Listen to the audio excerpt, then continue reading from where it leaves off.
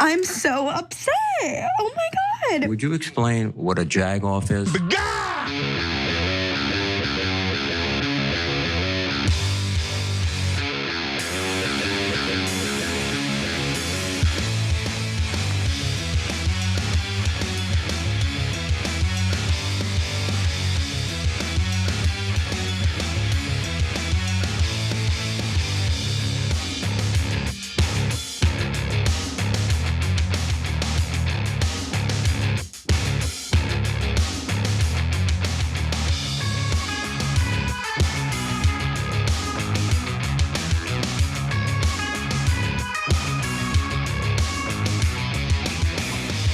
Welcome to TYT, I'm your host, Anna Kasparian, and you remember that $400 billion contract that Elon Musk was supposed to get from, well, at first it was reported that Trump was giving him that contract. Then that was later corrected to include that, no, it was actually Biden who was willing to sign on to that kind of contract. Well, there's another twist to that story, and we're gonna give you the details of that twist later in the first hour of the show. And yes, we're gonna get into the details of the budget blueprint House Republicans managed to vote in favor of yesterday. We're gonna talk about the details and what I think is gonna be the rug that gets pulled under Americans in regard to social spending on Medicaid. And honestly, I think SNAP is really where they're gonna try to cut the most. So we'll talk about all of that. In the second hour, John Editorial will be joining us to weigh in on some of the lighter stories, including a fascinating tiff that could lead to a brawl between Republican Congressman Dan Crenshaw and conservative host Tucker Carlson. So stick around for the details on that catfight. It's pretty incredible. But man, Crenshaw loves to be this tough guy until he gets confronted. And then all of a sudden, what? I didn't say anything, I didn't say anything. Just a little teaser for that story. All right, well, obviously the biggest story in the news today is the budget blueprint that was just passed by House Republicans. So let's get into the details on that. The ayes are 217, the nays are 215. Majority voting in the affirmative, the concurrent resolution is adopted.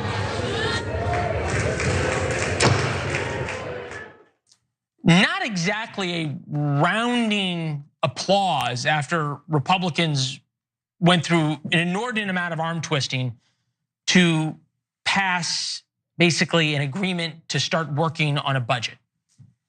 And that vote should scare a lot of people tonight, including millions of Americans who voted for Donald Trump. Indeed, I agree with that assessment. Now, President Donald Trump's big, beautiful budget bill, which includes massive tax cuts that overwhelmingly benefit the rich and cuts to critical programs that, of course, benefit the poor, has passed its first hurdle.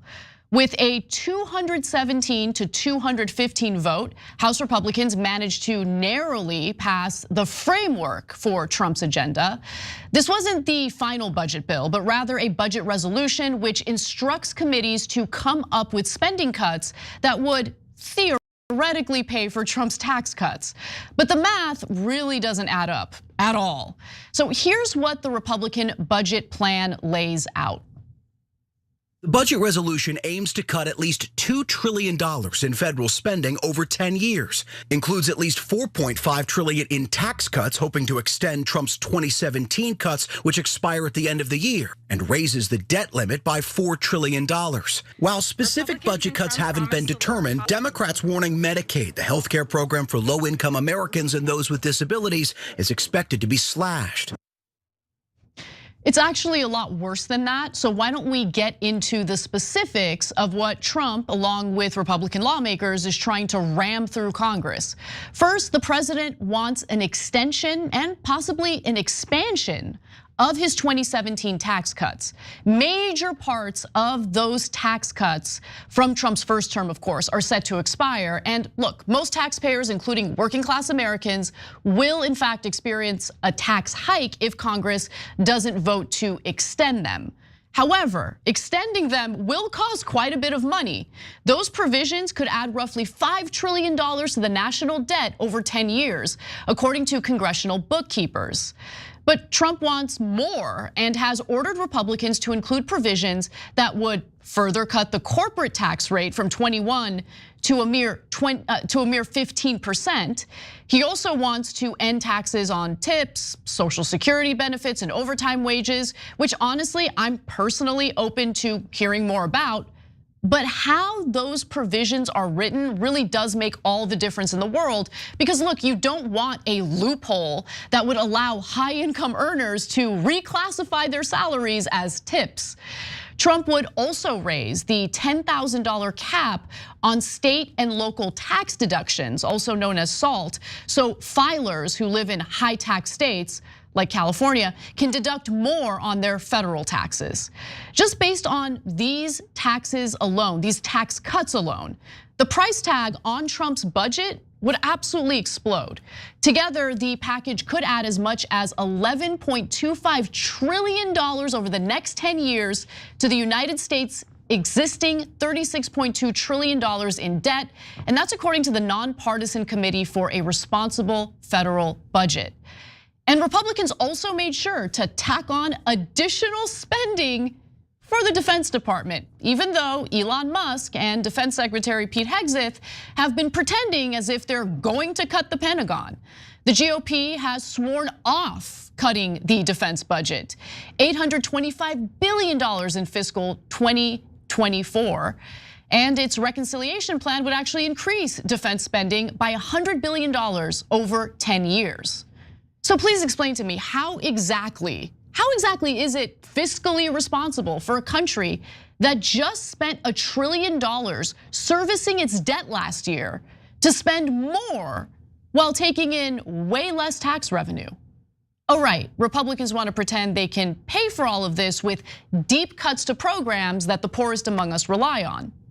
The House Energy and Commerce Committee, which controls the purse strings for Medicare and Medicaid, for instance, was issued instructions to cut at least $880 billion from the national debt over 10 years.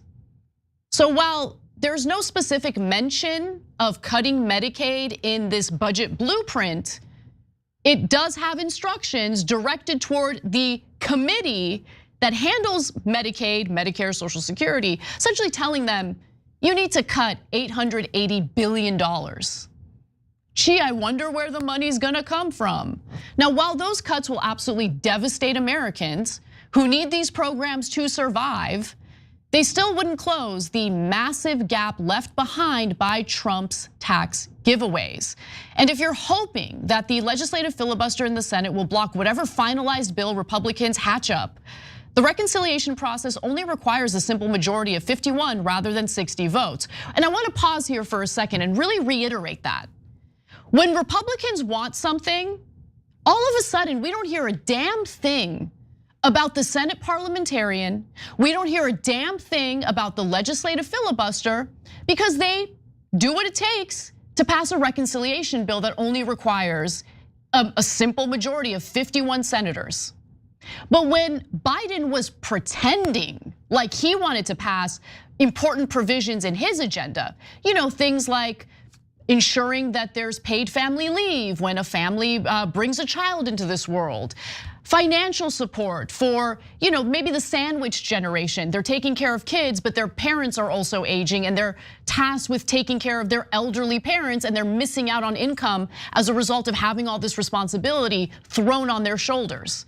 All of those provisions, we can't do it. We can't do it because we need 60 senators to pass these bills, to pass Biden's agenda. And we can't do it because of that legislative filibuster. All of a sudden, though, we're not hearing about a legislative filibuster. It's amazing, isn't it? It's almost as if the Democrats didn't actually want to pass those provisions as part of Biden's agenda. But the GOP still has a long way to go before legislation makes it to Trump's desk because there are some serious cracks within the party. Conservative hardliners want deeper cuts to programs that Americans across the country rely on. On the other hand, the more moderate Republicans know they'll have hell to pay once their constituents are denied Medicaid due to what's currently being proposed. Trump even got on the phone to pressure any Republican who was waffling on passing this budget blueprint. He called Tennessee Congressman Tim Burchett, Indiana Congresswoman Victoria Spartz, Ohio's Warren Davidson, and Kentucky's Thomas Massie. All of them folded, except for Massey. But Kentucky Congressman Thomas Massey not budging, concerned about the overall costs. We are cutting taxes and we're not going to cut spending to match it, so the deficit's going to go up. That's what this bill does. I gotta say, man, he might literally be the only principled member of the Republican Party. Doesn't matter how much Trump tries to pressure him, doesn't matter how much the entirety of the Republican caucus tries to pressure him. Thomas Massey stays focused, he's on the straight and narrow. I might not agree with him, but look, credit where credit is due when someone actually has principles in Congress, because there aren't many people that I can say that about.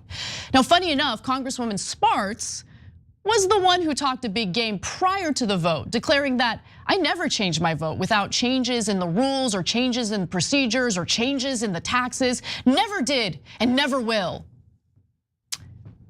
She changed her vote.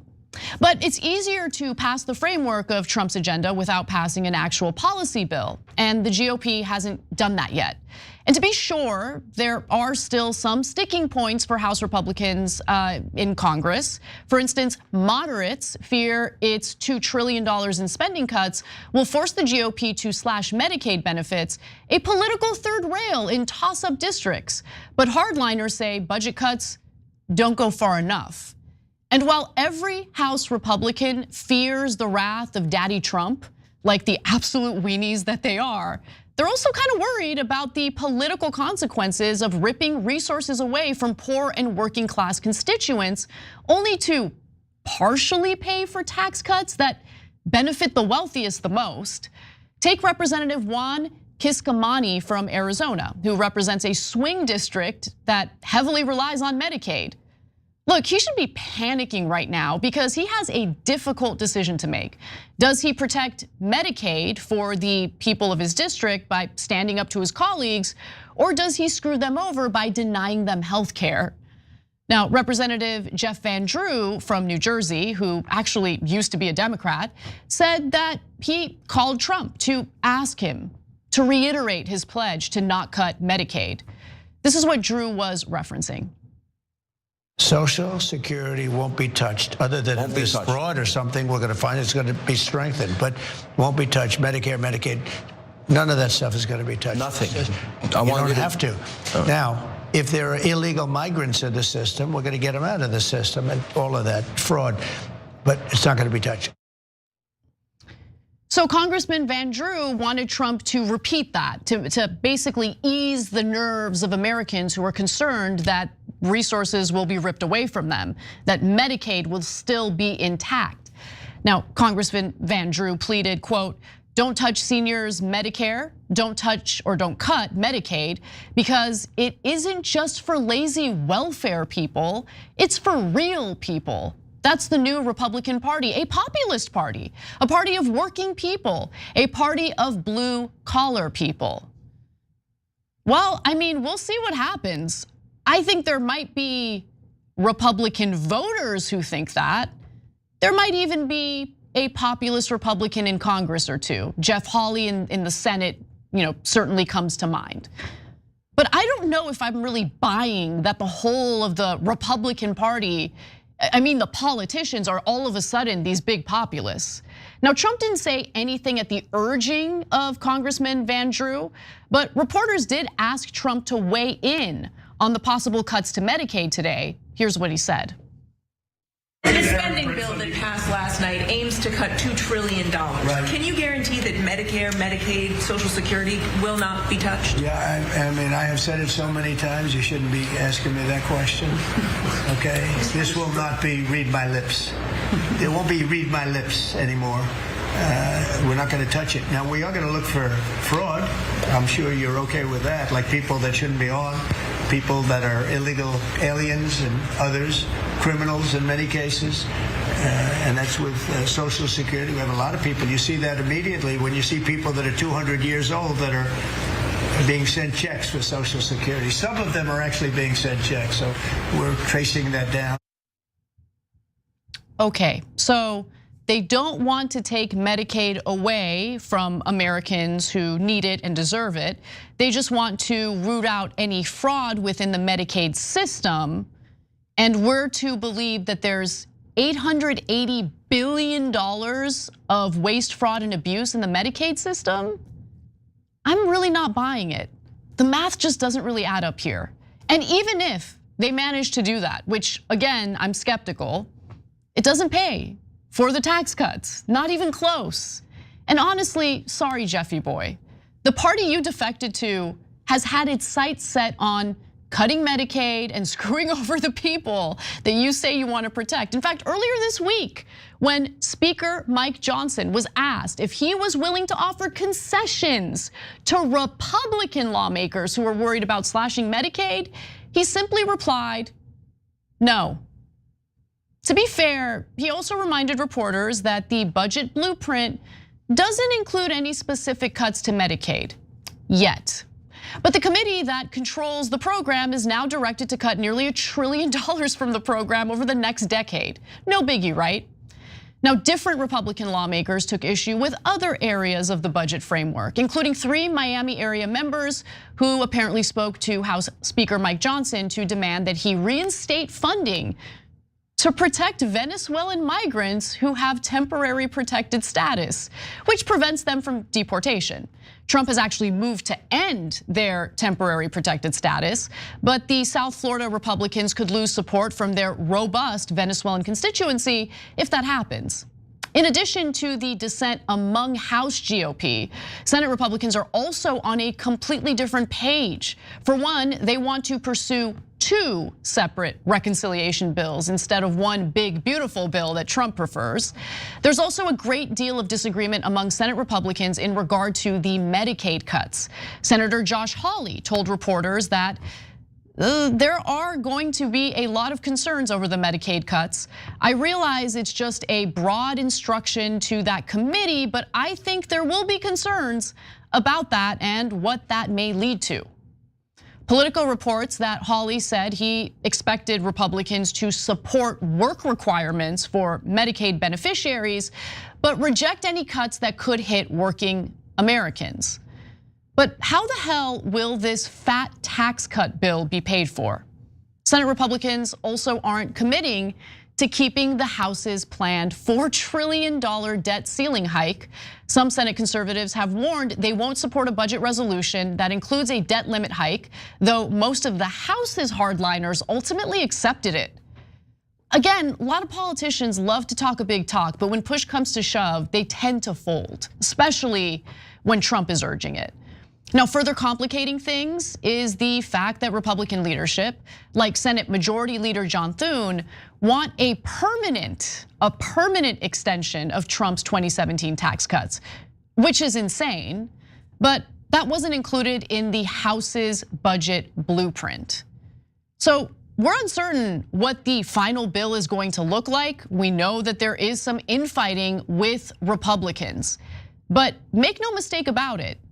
Right now, at this very moment, for Democrats who are serious about the future of their party, and honestly, these days I really question if any of them even exist, they should be doing what Senator Bernie Sanders has been doing in touring the country, going to Republican strongholds to inform constituents about what is transpiring in regard to proposed cuts to these social plans, to these social programs that help the most vulnerable among us.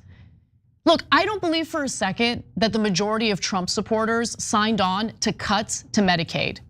I think they agree that there is waste, fraud, and abuse. They want to root it out. In fact, the majority of Americans, including Democrats, agree that something needs to be done about waste, fraud, and abuse. But when they think about waste, fraud, and abuse, I'm gonna go ahead and guess they're thinking about the Pentagon, which has failed to pass a single audit. They have failed 7 audits in a row.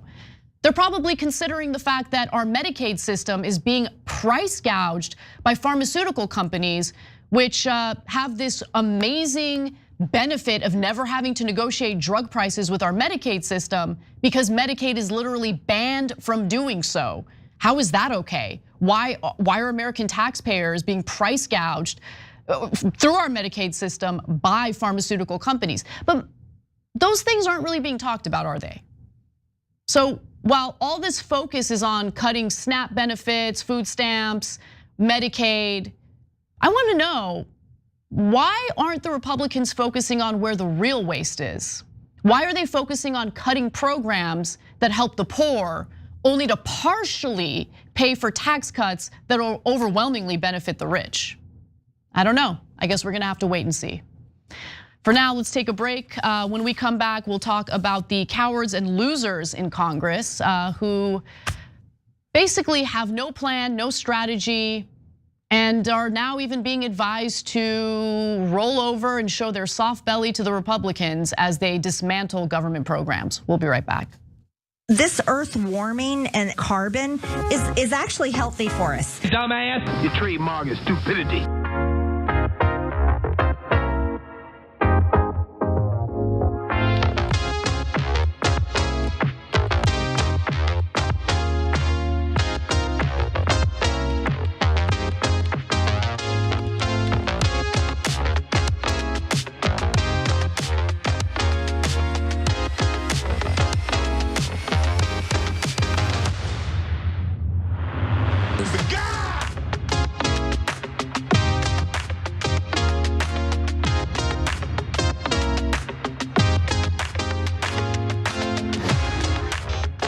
What's up, everyone? Welcome to our first social break of the day. All right, let me go to Boomer Cat Dragon saying, Anna in studio looking so fine, thank you. You know what, I haven't felt sick this week, so that's a good sign. So I think I'm finally over that weird illness. By the way, everyone needs more vitamin D, and I'm talking about the supplement, so look into that. Jenks left tricep of fury says, Anna coming in strong with her red power. I haven't worn this dress like since 2016. So I pulled it out of the closet and I'm like, it's time to bring it back. Badass Bernie says, Anna, what's the probability that MAGA gets upset at the tax cuts in the short term / long term? Well, I think they'll get upset once they see how much more these tax cuts are gonna benefit corporations and the rich. But more importantly, I think they would probably give Trump and the Republicans a pass on that if Medicaid and food stamps and other programs weren't getting cut. So it really depends on what the future holds for this bill, what the outcome is gonna be for the final legislation. We're gonna have to wait and see. But honestly, I'm not optimistic. It's not looking good. And at this point, I don't trust Trump at all when he says that he doesn't want cuts to Medicaid, when clearly there's a portion of this blueprint that directs the committee that is in control of budgeting for Medicaid to essentially cut funds. Like, come on. So we'll see. Progressive Veteran says, Anna, I came here to say that I know you feel politically homeless, and I want you to know there are others out here that think similar to how you are now. When I started watching, I didn't always align with your perspective because I saw and experienced some of the things that you have talked about in recent years. I've always leaned progressive, but I worked in the police force where I had a different perspective than you. I never faulted you for it because I knew you didn't have the knowledge that I did. I now resonate with you so much more. I love your honesty and how you always make corrections when you make errors. I love that you and Cenk go talk to conservatives because without that, we will never move the needle. This is desperately needed. Social media is the worst and it's not the majority. Just remember that. Anna Solo Hour is my favorite, especially when there are economic and housing focused stories. Thank you so much, Progressive Veteran. I appreciate that message so much. And can someone on the team actually copy and paste that in an email and send it to me? Because I need to read it when I feel like despair is kind of taking over and I want to give up. Because it's tough. It's really tough to not have a tribe that you can turn to when you're seeing all this terrible stuff happening in the country. But I really appreciate the message. All right, Deanne Loso says, hi Anna, I've got a serious question. The other day I was getting my hair colored and my hairdresser mentioned how Elon is doing a great job with Doge. I had to bite my tongue so I didn't literally laugh out loud. I've mentioned this before. I think she's a very uninformed Trump voter. She's a very sweet person without a mean bone in her body. I can hear the far left yelling at me right now. I've known her for a long time. I gotta get back to the show, but I'll read the rest of your comment when we come back. The only reason I'm here is because you are a friend.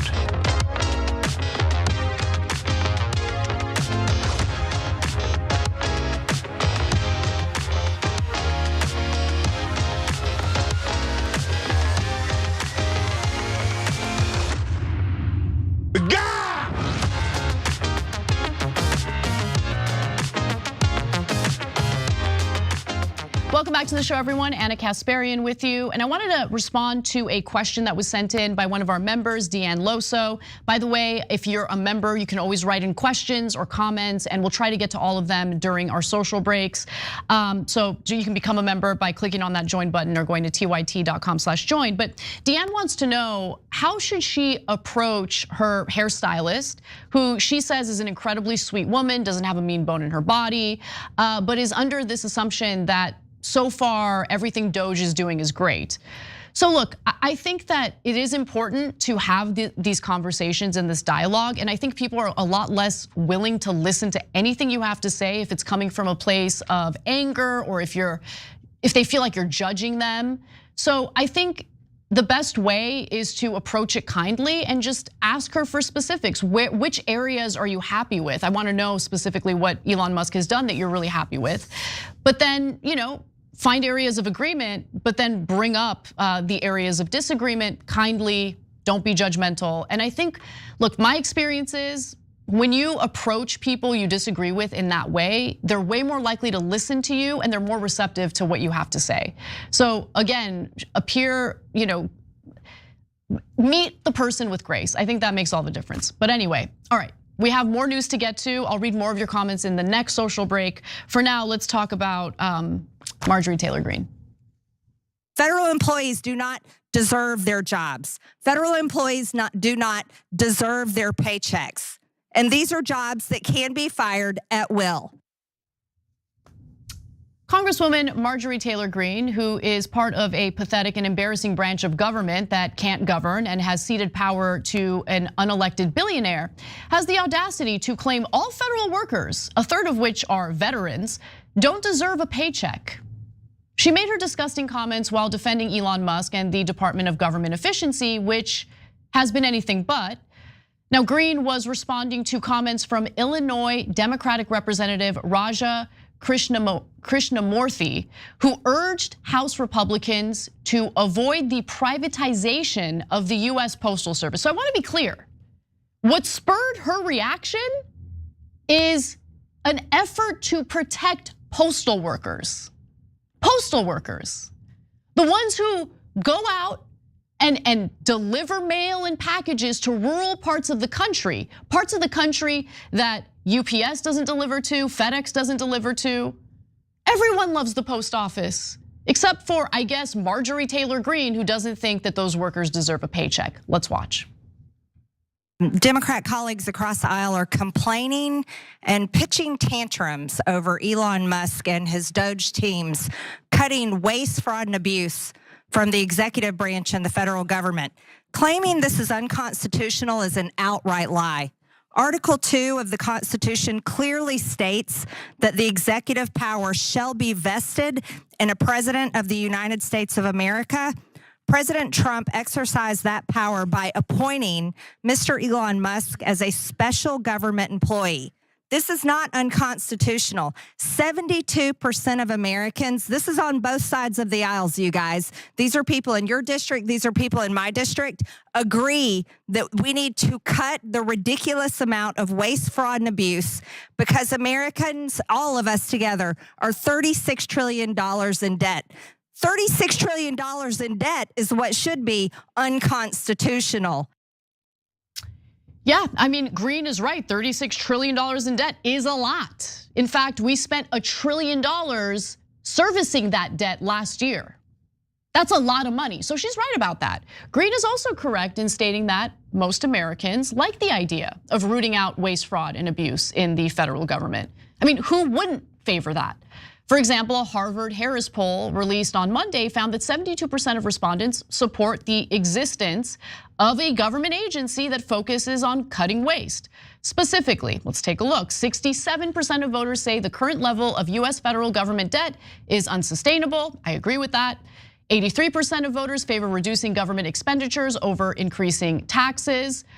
I think taxes need to be increased in some areas, particularly corporate taxes. We have corporations like Amazon that are incredibly successful, incredibly profitable, and because of the Trump era tax cuts from 2017, get tax refunds from the federal government. I think that's insane. Now, 77% say a full examination of all government expenditures is necessary, which I also agree with. 70% of voters say government expenditures are filled with waste, fraud, and inefficiency. Democrats, 58% of them agree. 78% of Republicans say the same, and 75% of independents agree. And 69% support the goal of cutting $1 trillion of government expenditures. But notably, this is important, that poll doesn't get into the specifics of what respondents mean when they're thinking about waste. And given the high favorability Americans consistently express toward the United States Postal Service, I highly doubt those are the workers they want to axe. They're likely thinking about the Pentagon, which can't pass a single audit if their life depended on it. They've failed 7 in a row. What about the fact that pharmaceutical companies are free to price gouge our Medicare system for the price of medication? Why isn't DOJ fighting to allow Medicare to simply negotiate for better drug prices so American taxpayers don't get fleeced? But I will admit that Trump is great at marketing, because according to the same poll, 60% of voters think DOJ is helping make major cuts in government expenditures. But that 60% might be an outlier because it hasn't been replicated in other polling. The Washington Post and Ipsos found that many Americans believe Elon Musk might be taking things too far. 52% disapprove of Musk shutting down federal programs that he deems unnecessary, compared to only 26% who approve. Other polling yielded similar results. Only 28% believe Musk's role in the government is a good thing, according to a poll from CNN and SSRS published last week. When asked whether the SpaceX CEO has too much power in decision making, 55% agreed in a recent Quinnipiac University poll versus 36% who said the billionaire has about the right amount. And over half, 54% of Americans surveyed by Pew at the end of January had a more negative take on Musk's DOJ, while an Emerson College poll last week found that 45% disapproved of the job he was doing, compared to 41% who approved. So when it comes to government waste, the devil is in the details. But the details don't matter much to the likes of Congresswoman Green. Not doing everything we can to save the American people their hard-earned tax dollars. You can protest all you want outside of departments of this government. You can protest all you want, but the American people disagree with you. You're protecting the bureaucracy. The bureaucracy is not a business. Those are not real jobs producing federal revenue. By the way, they're consuming taxpayer dollars. Those jobs are paid for by the American tax people who work real jobs, earn real income, pay federal taxes, and then pay these federal employees. Federal employees do not deserve their jobs. Federal employees do not deserve their paychecks. And these are jobs that can be fired at will. But you want to know why? The American people can't pay for it anymore. Let's talk about federal government employees who don't deserve a paycheck. Because she seems to fail to realize that she's a federal employee that collects a yearly salary of $174,000 and gets the best health benefits in the country. And what have her constituents gotten in return? Fundraising for her campaigns and performative shenanigans?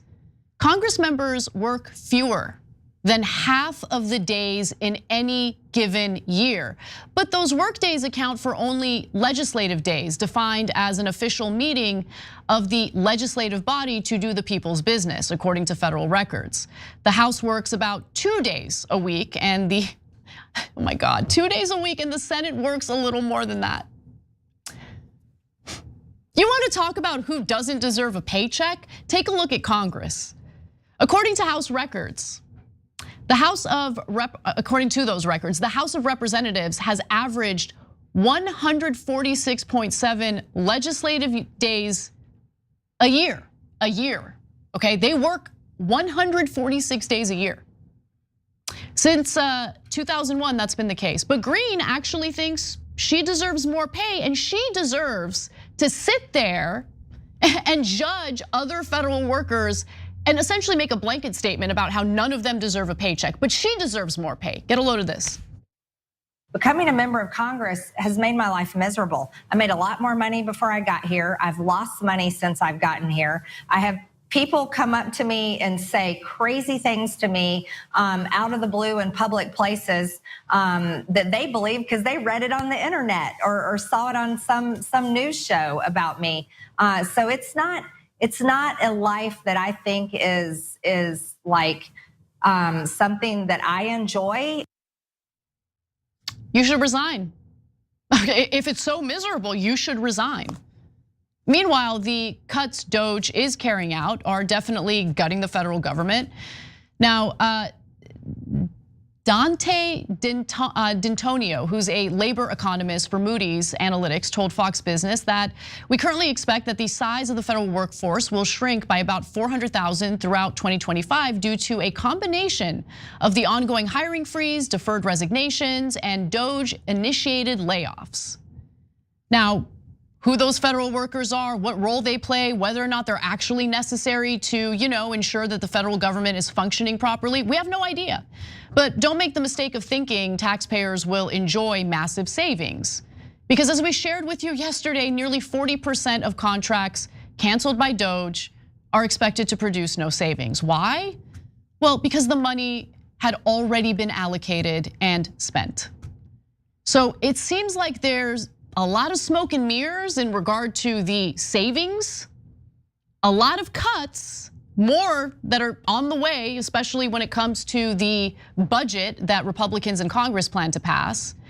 And it's incredible to me how this woman, who's part of a branch of our federal government that has been completely and utterly worthless in recent decades, has the audacity to sit there and point fingers at others for being useless. If anyone is undeserving of a paycheck, it's loser politicians like Marjorie Taylor Greene.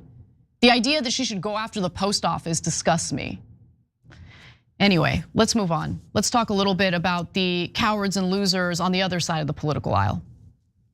When are we gonna let go of January 6th? We're gonna let that go because the man was impeached twice, convicted on 34 felony counts, and still reelected. At some point in time, somebody like Senator Durbin and others who was asking Pam Bondi about, are you willing to admit he lost the election? It's like enough of that because the American people clearly have spoken. At least 77+ million of them have spoken. He won the Electoral College vote. He won the popular vote. He won the swing states, etc. They've said what they've had to say. Sports personality and increasingly political commentator Stephen A. Smith kind of went to war with House Minority Leader Hakeem Jeffries over the many failures of the Democratic Party. And as you just heard, one of Stephen A. Smith's concerns is that Democrats rely too much on the same tired messaging about January 6th and how democracy is on the line. Now, you might agree with that messaging. You might actually think that those are genuine issues we should be concerned about. Okay, but you also have to acknowledge that it doesn't really resonate with voters. It didn't work in the election cycle.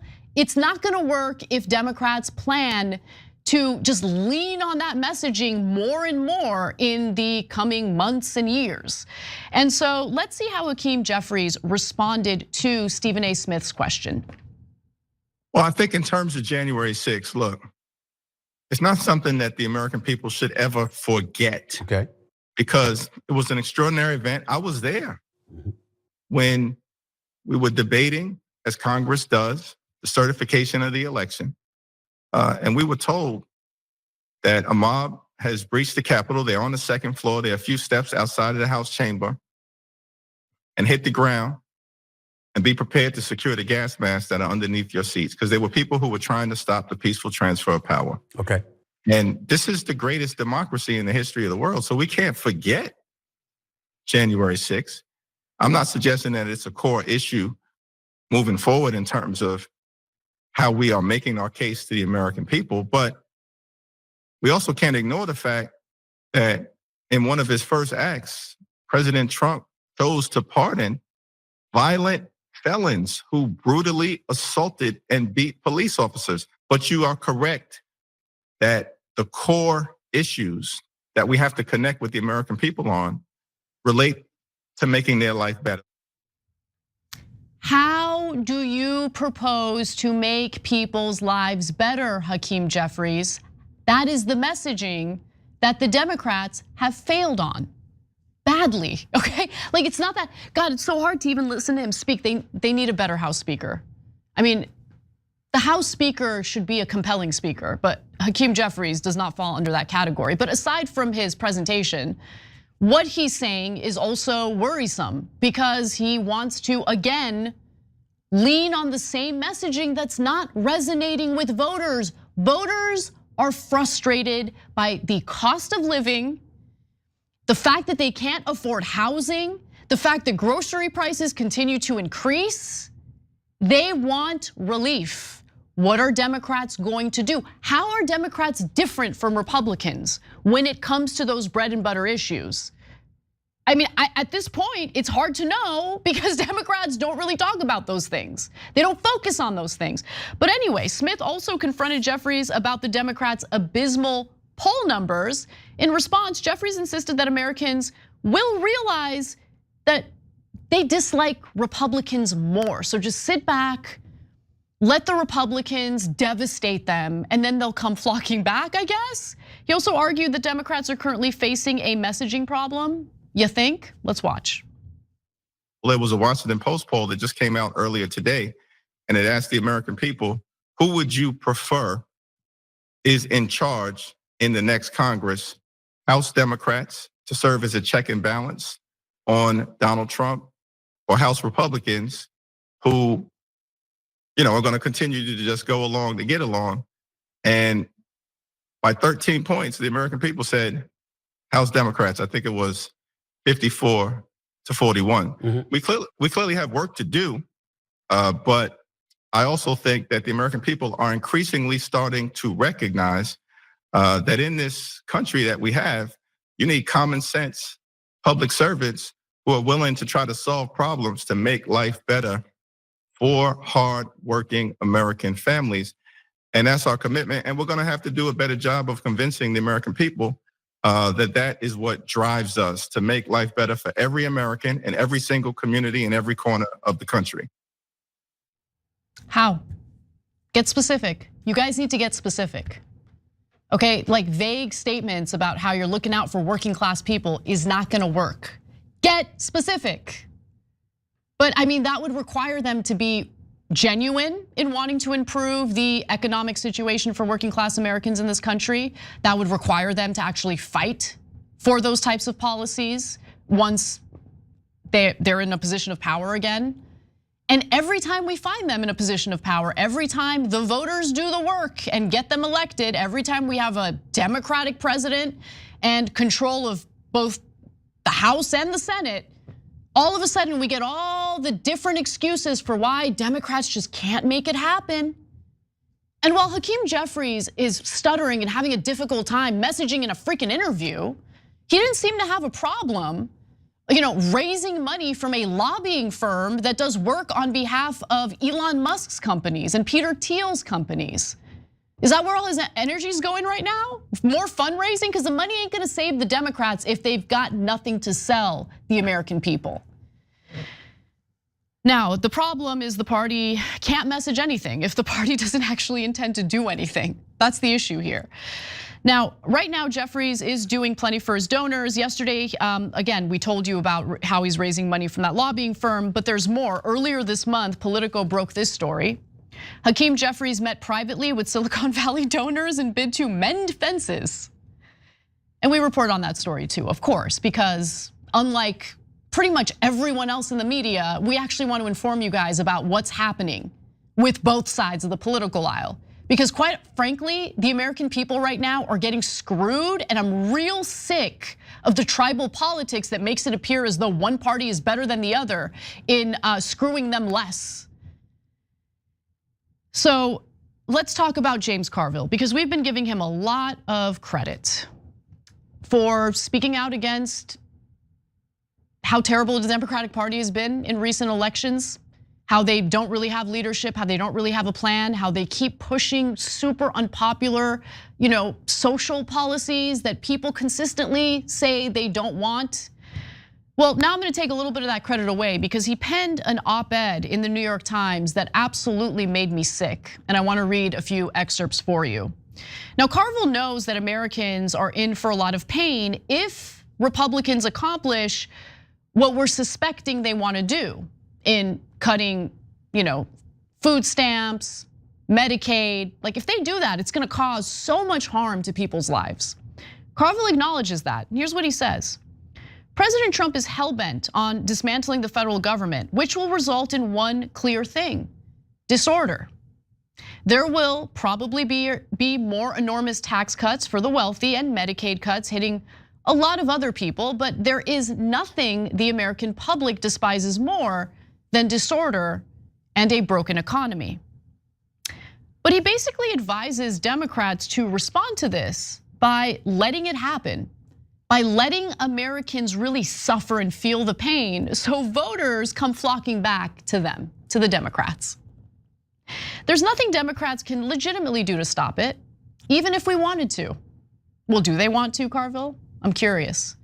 He continues, with no clear leader to voice our opposition, ouch to Hakeem Jeffries, and no control in any branch of government, it's time for Democrats to embark on the most daring political maneuver in the history of our party. Roll over and play dead, do nothing, do nothing, do nothing. Okay. All right, well, maybe he saves the argument. Let's see, what else is he arguing here? Allow the Republicans to crumble beneath their own weight and make the American people miss us. Only until the Trump administration has spiraled into the low 40s or high 30s in public approval polling percentages should we make like a pack of hyenas and go for the jugular. Until then, I'm calling for a specific political retreat. Okay, and then what happens? And then what happens? So play dead, don't fight them on anything. Let them, give them enough rope to hang themselves with. I get the argument. I mean, it's gonna cause a lot of damage to the lives of working class Americans, but what happens then? Just when they've pushed themselves to the brink and it appears they could collapse the global economy, come in and save the day. All right, be the competent party, he argues. Save the day, be the competent party. You won't win or achieve anything meaningful going toe-to-toe with the Trump administration right now. Who are the competent members of the Democratic Party? Can you explain that to me, Carville? And for all the people watching the show who identify as Democrats, I get that it's hard to hear that.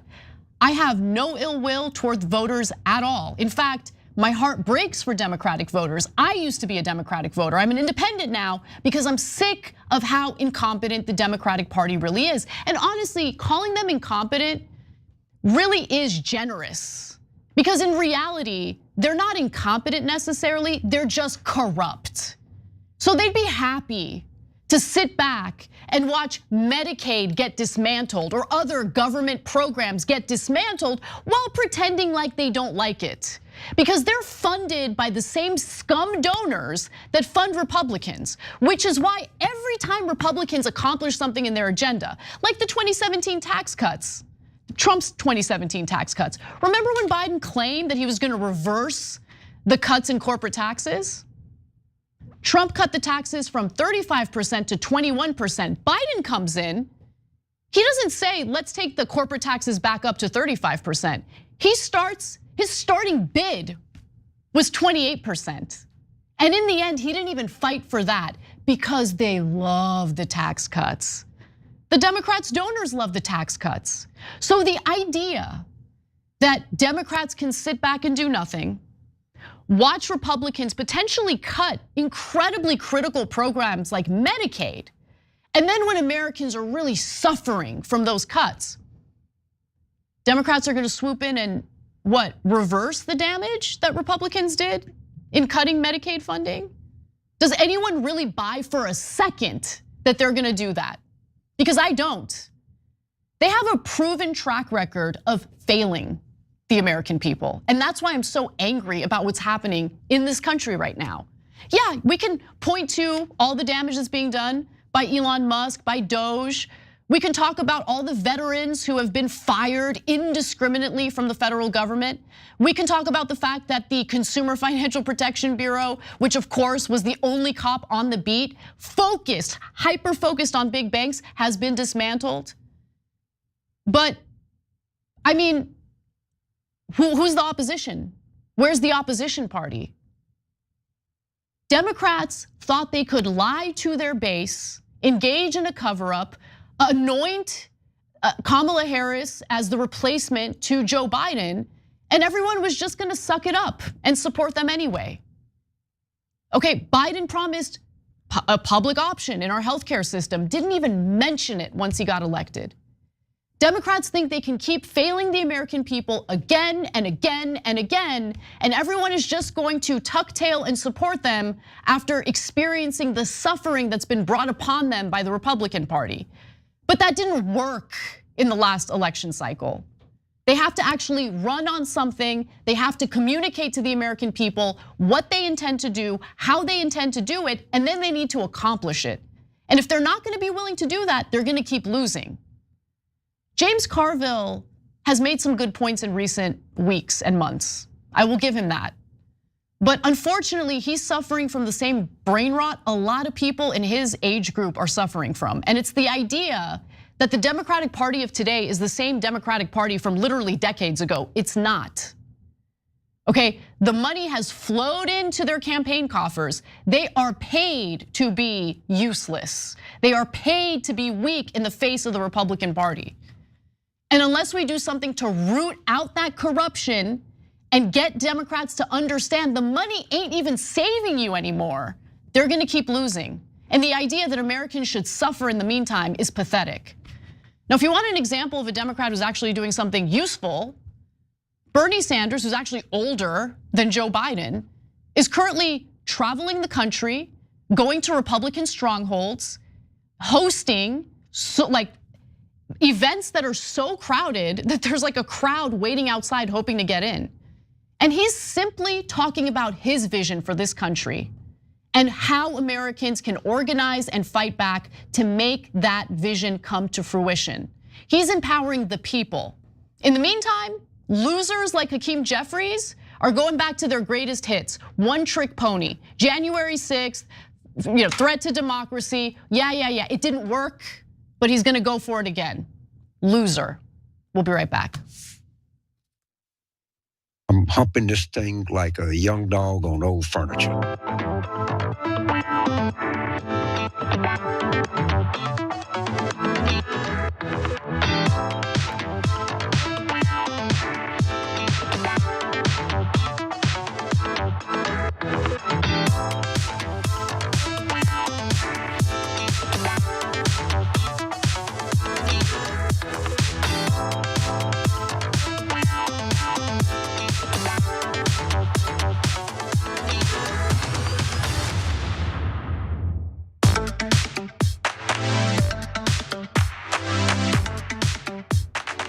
What's up, everyone? Welcome to our social break.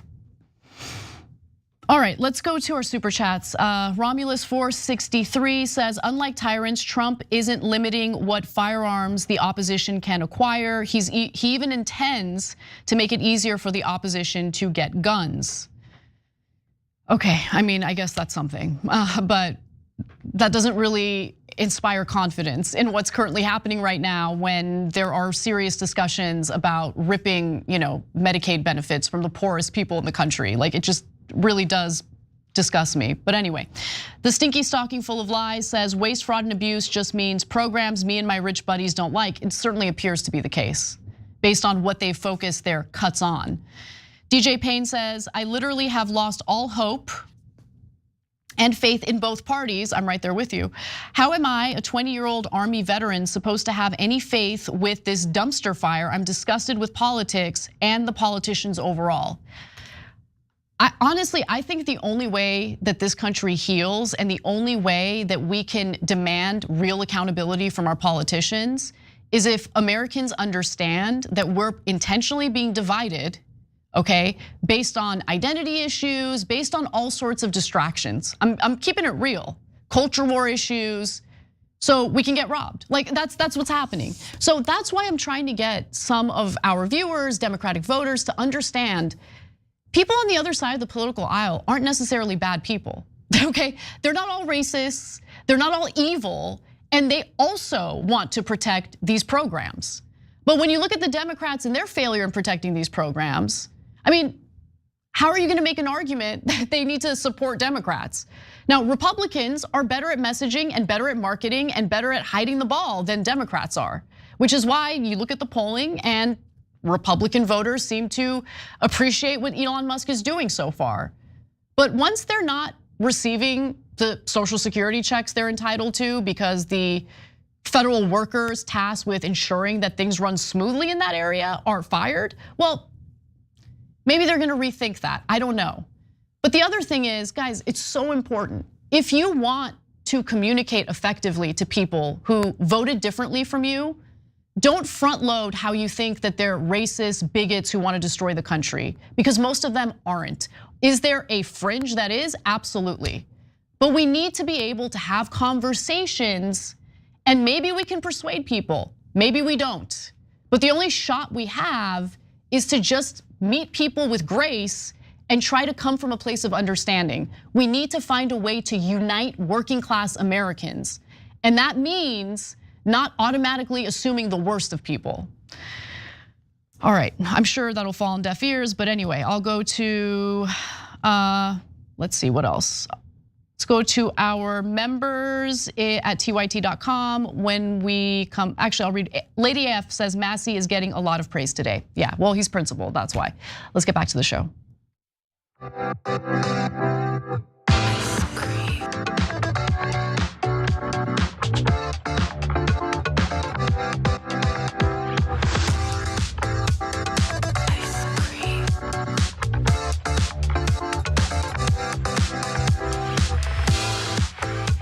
Chaplain Fred, just want to say thank you for gifting 5 TYT memberships. And if you're watching and you'd like to become a member, you can do so by going to tyt.com/join, or you can hit that join button if you're watching us on YouTube.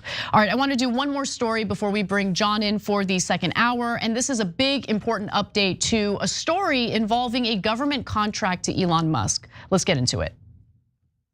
But if there is a conflict of interest when it comes to you yourself, for instance, you've received billions of dollars in federal contracts. When it comes to the Pentagon, for instance, which the president I know has directed you to look into. Yeah. Are you policing yourself in that? And then you can see, am I doing something that benefits one of my companies or not? It's totally obvious. I fully expect to be scrutinized and get a daily proctology exam, basically. Might as well just camp out there. So it's not like I think I can get away with something.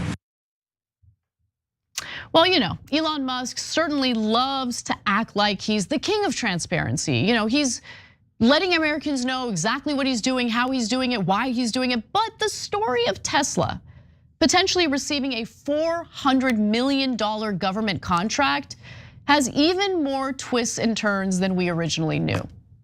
Now, new revelations indicate that Donald Trump and Elon Musk were in fact engaged in some incredibly shady dealings. So let's get into what the details are. Ryan Grimm of Dropsite News first broke the news of this contract. Originally, he reported that the State Department's procurement forecast, revised as of late December 2024, lists Tesla as the recipient of the largest expected contract, with Marco Rubio's department planning to buy $400 million worth of armored Tesla. The procurement forecast is listed as having been modified on December 13th, 2024, a month after Donald Trump's election.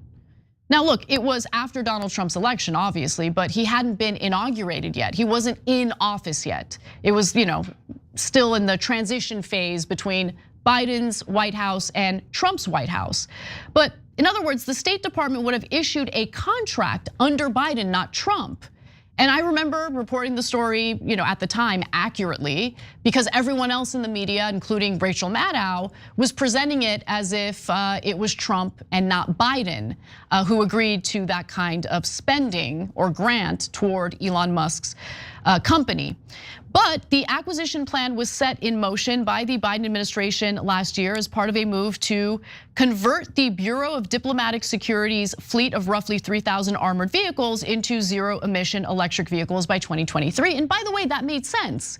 I don't believe for a second that someone like Donald Trump is looking to have the federal government buy a bunch of EVs. He's not really one of these people who has any concern about the climate emergency or anything like that.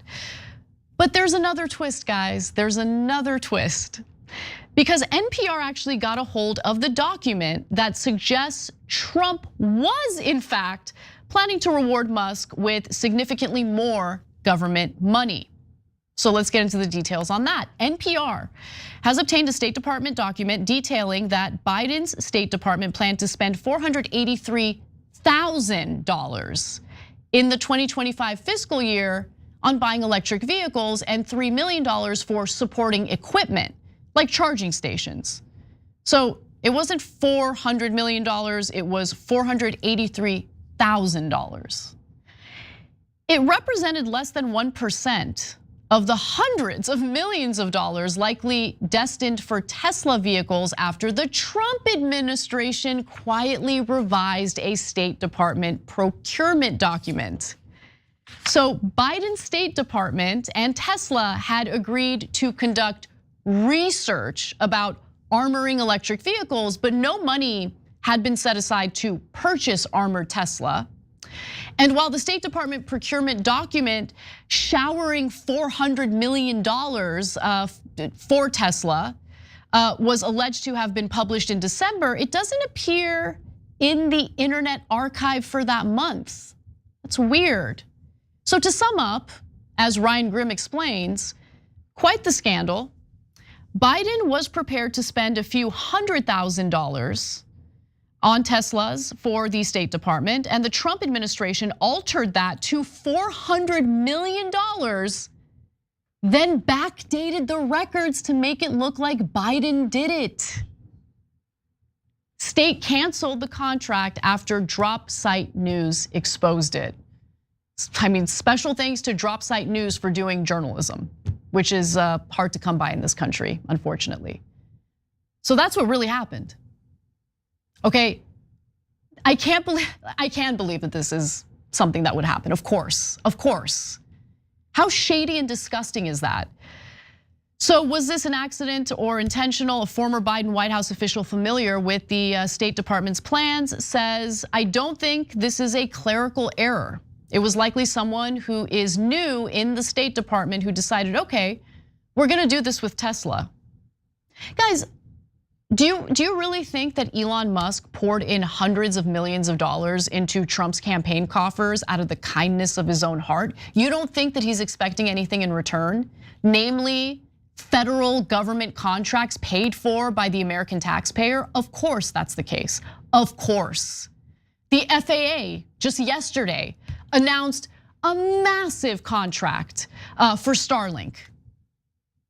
And look, again, there have been many federal government contracts for Elon Musk's businesses. But it wasn't in the context of Elon Musk essentially being the unelected president of the United States, which it increasingly feels like he is. Now, when asked about the deal, the Trump administration said it was put on hold. A State Department spokesperson says that the Department of State has no intention to move forward with the solicitation. Yeah, because you got caught, and luckily they backed off.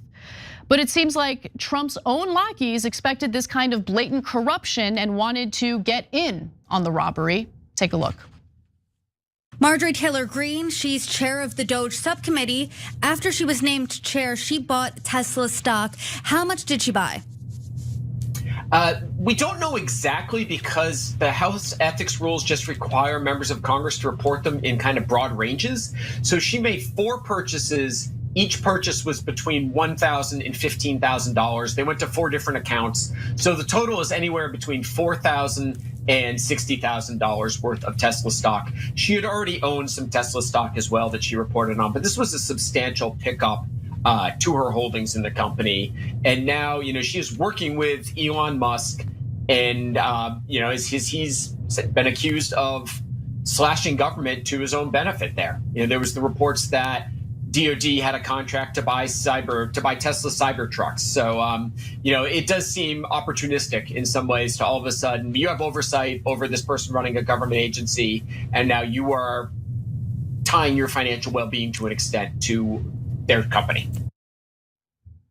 So as House Republicans pass a budget blueprint that would potentially significantly cut Medicaid, you also have the federal government engaging in all sorts of nefarious trickery, essentially, to provide more American tax dollars for Elon Musk's businesses. Pretty gross. We gotta take a break. When we come back, John Editorial joins us for the rest of the show. We are gonna talk about Jeff Bezos and the disgusting new directive that he just implemented over at the Washington Post. We've got a lot of other stories to get to. Come right back.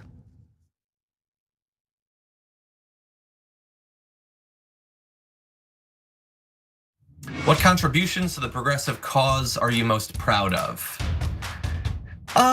I mean, I don't have super high aspirations for a singular role that I can play in the movement or anything. I try to present myself as what I think that I am, which is a progressive man who is driven by I think, well-interrogated and well-organized system of values that I try to stay consistent on, and I demonstrate that that's the sort of life that a person can lead and be successful and be happy and all of that. And that should not need to be done, but there are so many people on the right that are trying to push men in the opposite direction that I want to be able to do that. Along the way, if I can get people to care about some topics that they wouldn't necessarily care about, or that for some men they might think that's not a topic that they should be focused on, that's definitely something that I relish doing. And along the way, I mean, we've been able to introduce people to a lot of candidates.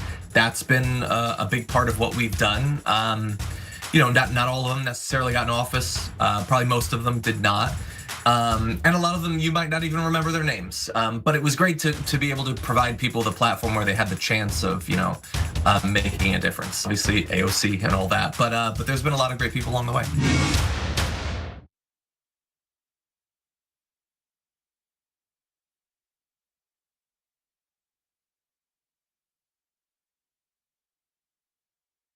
In the bonus episode for the members, we do some inside baseball. We're gonna look at John's desk. Nice little spaceship here. Nerd. But it is kind of look cool. Who has Legos? Oh no. He's taken apart a keyboard. Who has a mouse pad that's this big? He's got a dog with a nose that you can hang something on. You know what this desk screams to me? Nerd.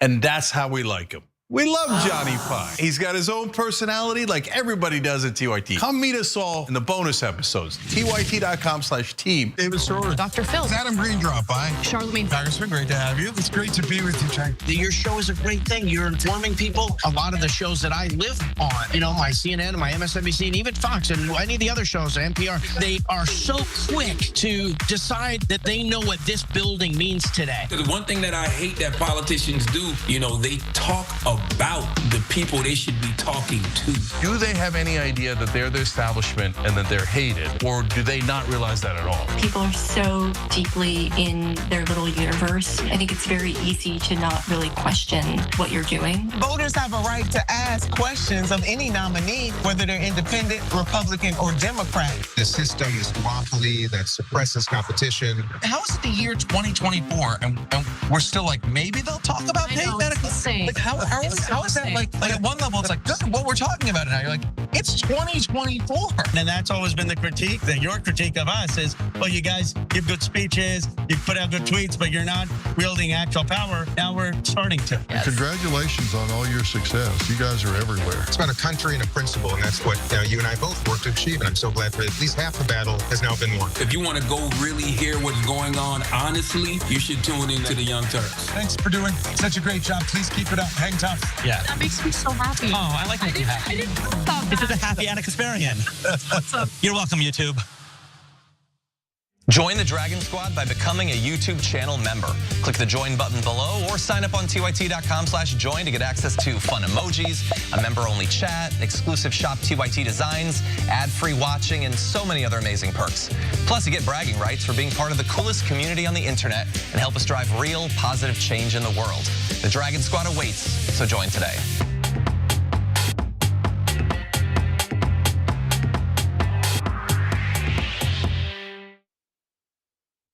I fully expect, a daily proctology exam. Let's see how Earth responds to that. I fully expect, a daily proctology exam. Let's see how Earth responds to that.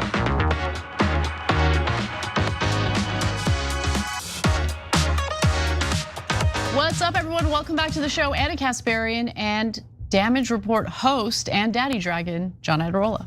That's me, arguably. Do people still call you Daddy Dragon other than Dragon Daddy? Oh, Dragon Daddy, okay. I mean, they can call me either, whatever. Okay, okay, all right. They We'll like, allow it. whatever does it for them. But no, I guess, I don't know. All right, fair enough. Now, we're about to get into what Jeff Bezos has just done over at the Washington Post, which is insane and infuriating. But before we get to that, I just wanted to read a few more of your comments. Noni Dragon says, here comes the robbery. Indeed, it appears that's the case. The Rogue Independent says, we will never be able to pay off our debt. Not at this pace and not with the extended and expanded tax cuts that Donald Trump is insisting on. Dominic Miloni says, what if they do all of this in blatant fashion and the people remain apathetic? Is all hope lost at that point? Because I can see that happening easily. Look, I don't know how much I buy it, although some of these town halls reinforce the notion that the Washington Post had reported on today about how the uprising has begun. So yeah, I think there's some evidence of that. Yeah, there's some evidence of that. I don't think people are apathetic. Look, I'm just gonna keep it real with you all. Like, I'm not one of these people on the left who's like, yeah, taxes. No, not yeah, taxes. Like, where are my taxes going? And I'm sick of looking at my pay stub, seeing how much the federal government takes from my hard work and how little of that money goes toward benefiting my fellow Americans, okay? Not even me, I'm fine. I want my money to go to things like Medicaid. I want my money to go toward things like education. I want my money to ensure that there's a federal agency that's policing big banks so they don't rip off Americans and workers. That's what I want my money to go to. I don't want my money to go to Elon Musk's businesses. I don't want my money to go to Israel or honestly, most conflicts that we end up pouring our resources into. It's just frustrating. It really is. So no, I don't agree with taxes for taxes' sake. I agree with paying for things that make our lives better, that make our country stronger. And that's not what we're seeing right now. And it disgusts me, it absolutely disgusts me. So no, I don't think people are gonna be apathetic. I think that the anger will continue building and we'll see what happens. But there needs to be an organized plan and strategy, okay? One-off protests don't make a difference because it doesn't really have lasting power. It doesn't really deter politicians from doing what they've been doing. We need to have an organized strategy, persistent pressure. That's the only thing that's gonna work. Like James Carville's strategy of play dead. That disgusting, okay? Maybe pathetic. Trump is like a bear. Maybe that's how you survive these difficult times. Terrible, terrible. All right. Stupid. Well, let's get to Jeff Bezos, because, well. I accepted you. Because Bezos doesn't think that editorial writers should editorialize in a way he doesn't like. So, Jeff Bezos, the billionaire founder of Amazon and unfortunately also the owner of the Washington Post, is putting his thumb on the free press's scale with a shocking new mandate for editorial writers. The people who do opinion, op-eds, things like that. He's demanding that they essentially propagate his favorable views on free market capitalism or leave.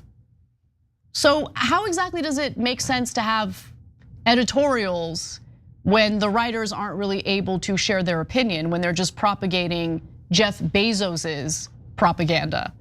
Okay, so he says this in a note that he sent to Washington Post's team this morning on X. So he writes, I'm writing to let you know about a change coming to our opinion pages. We are going to be writing every day in support and defense of two pillars, personal liberties and free markets. We'll cover other topics too, of course, but viewpoints opposing those pillars will be left to be published by others. So in other words, we're going to publish editorials that benefit me and my worldview and help me maximize my profits. Okay. And he also writes, I'm confident that free markets and personal liberties are right for America. I also believe these viewpoints are underserved in the current market of ideas and news opinion. And then he informs about how he pushed someone out because they were unwilling to play ball with this new ridiculous directive. I offered David Shipley, whom I greatly admire, the opportunity to lead this new chapter. I suggested to him that if the answer wasn't hell yes, then it had to be no. After careful consideration, David decided to step away. This is a significant shift. It won't be easy, and it will require 100% commitment. I respect his decision. We'll be searching for a new opinion editor to be my little bitch. That was my addition to his statement, to own this new direction. Okay. So basically what Jeff Bezos communicated to the American people is that the editorial portion of the Washington Post is now useless and not worth reading at all. That's it, that's literally what he did by putting out the statement. Yeah, the statement was amazing. I love so many parts of it. It's the free market thing, it's underserved. It's like, yeah, I watch CNN, MSNBC, Fox News, it's all just like UBI and wealth tax this. It's just endless calls for regulation, like so ridiculous. And then it'll take 100% commitment. It'll be hard to not allow dissenting opinions to be, how hard is that? They email you with a pitch and you delete it. That doesn't, censorship doesn't seem that difficult in this particular context. Didn't conservative voters feel a lot of rage over censorship? What happened? I've been trying for a very long time to get people to understand that when the left and the right uses the term free speech, they mean very different things. And I think this is a demonstration of it. They're not gonna have a single problem with that. As you're gonna demonstrate, they love it because it is consistent with what they mean when they talk about free speech and censorship and stuff like that, which has no relationship to either the way we think about it, or I would argue the way the Constitution and the founders thought about it. But I would also quickly say, before you move on to those reactions, I think the most obvious part of this that's terrible is that they're gonna be censoring these alternative viewpoints. But the second bad part of it is, it's not even, like we shouldn't cede to him these two pillars, personal liberties and free market. He uses those terms as if, we all mean the same thing when we say those things too. No, not at all. Dude is totally cool with a lot of what Donald Trump has been doing, Elon Musk doing, massive violations of personal liberties, just not the personal liberties that a white billionaire cares about. The free market means a certain thing if you're a billionaire who owns a monopoly over something like Amazon and owns the Washington Post. The free market means a certain thing. It's you're free, hands off of you. But they want the government to be involved in subsidizing things and taking out their competitors and crafting our trade policies to benefit them. None of that has any bearing on a free market.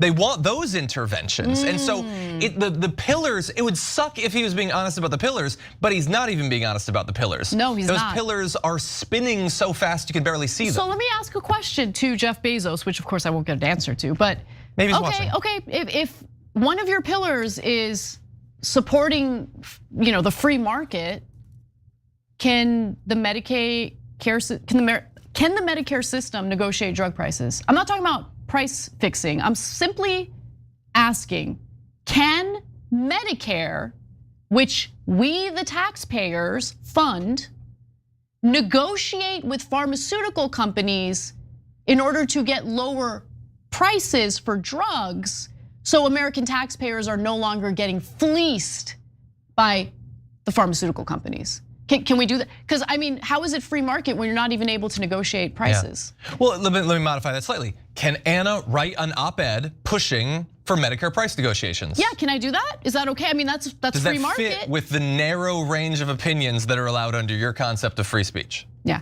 By the way, can I write a piece, an opinion piece for the Washington Post about the importance of having strong antitrust enforcement with the Federal Trade Commission? Because these mergers and acquisitions are certainly creating monopolies, thus depriving Americans of free market choices. But again, that's the concept of a free market that he would definitely not cede to you. Right. The only violation of a free market is government regulation and interference. Not setting up cartels and coordination using AI models to make sure that rent is price fixed across neighborhoods between different companies. All of those are massive violations of the very concept of a free market. Right. But I doubt he would give a damn about any of it.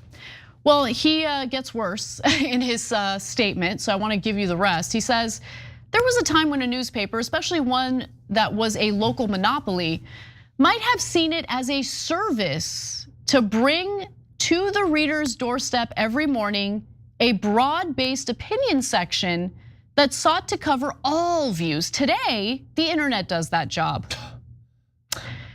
I am of America and for America and proud to be so. Our country did not get here by being typical and honestly, you are the kind of person who is like dead set on raping and pillaging America of its resources, but let me continue.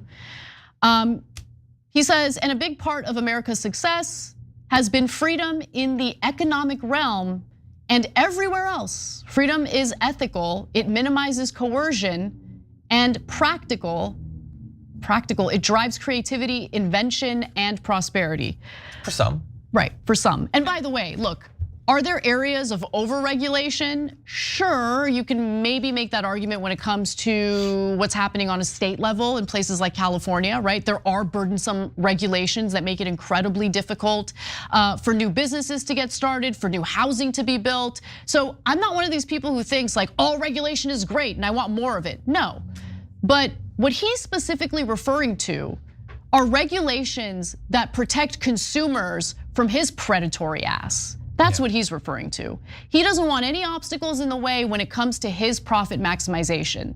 And he is willing to do anything and everything to make that happen, going so far as to creating working conditions so gruesome and so brutal at Amazon that delivery workers are pooping in paper bags just so they can deliver all the packages they're tasked with delivering any given day. Yeah. Is that the America that working class Americans want to live in? I doubt it, but that's what Jeff Bezos wants. And that's what people like Charlie Kirk want as well. So let's get to all the details on how people are responding to this. So look, the change again is part of an obvious trend for Jeff Bezos and other tech titans to make a ton of money. Right-wingers and alleged free speech absolutists like Elon Musk are thrilled about Bezos's crackdown. At the Washington Post, in response, Musk tweeted this: "Bravo, Jeff Bezos." Charlie Kirk was similarly impressed. "Good, the culture is changing rapidly for the better." Hey, Charlie, I remember when you were pretending to be concerned about private equity firms buying up residential real estate and pricing American citizens out of the housing market. Do you still think that? Or was that all BS to garner support for your guy when in reality you knew that the robbery was coming? What happened, Charlie? What happened? I don't hear you talking about the private equity firms anymore. Okay, meanwhile, this decision is already facing some backlash from journalists at the Post. Jeff Stein says massive encroachment by Jeff Bezos into the Washington Post's opinion section today makes clear dissenting views will not be published or tolerated here.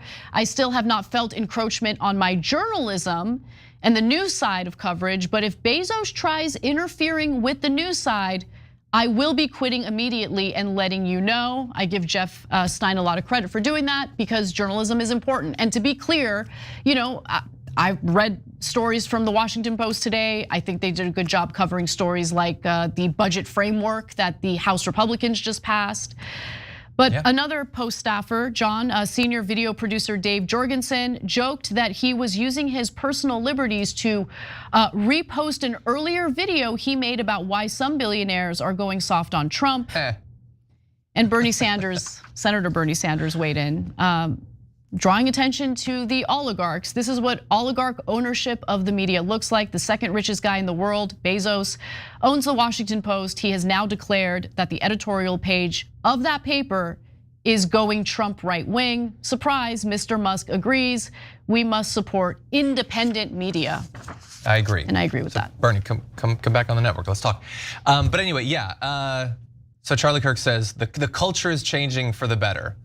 Yeah, something changes that the richest man in the world is excited about, so he thanks the second richest man in the world for doing it. They have so much control over our government. That's the culture changing for the better. Oligarchy, that's all it is. They want our society to be utterly dominated by billionaires. We've been saying forever, that's who created their careers. Of course the right-wing media is gonna support these people. That's the ones who propped them up, gave them the advertising, helped them get the social media following. And so they're thanking them. They've been paid for years and now it's paying off for the billionaires. And yeah, look, any editorial board is gonna exercise some control over what's published there. Not everybody in the world has a right to be published in the Washington Post, but what they're carving out isn't like some whack job sending in like feces smeared on paper saying I should be allowed to own a nuke. They're carving out like legitimate mainstream politics effectively that would challenge the status quo. This is explicitly pro status quo. Okay, anything that challenges the economic owners of our country, those who control the centers of political power, is simply not gonna be allowed. It is explicit censorship. He doesn't even feel like he needs to hide it at this point. He's being very clear about it because he knows at this point, he doesn't think there's anything anybody can do about it. And of course the right is totally down with that. They desperately want censorship. The last thing in the world they want is an actual free market of ideas because they know that they can't actually win on their real agenda. That's why they distract and obfuscate with all the culture war and the constant identity politics and all that.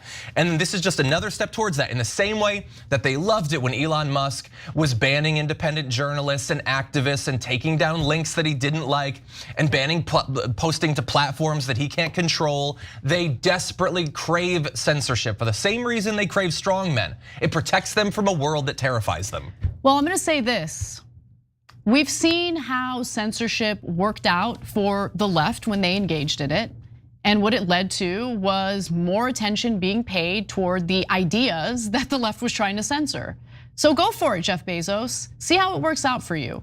But I suspect that the American people are going to find out about the robbery one way or the other, and we'll make sure of that. We gotta take a break. When we come back, we'll talk a little bit about a potential war that might break out between two Republicans, a governor and Donald Trump. We'll be right back.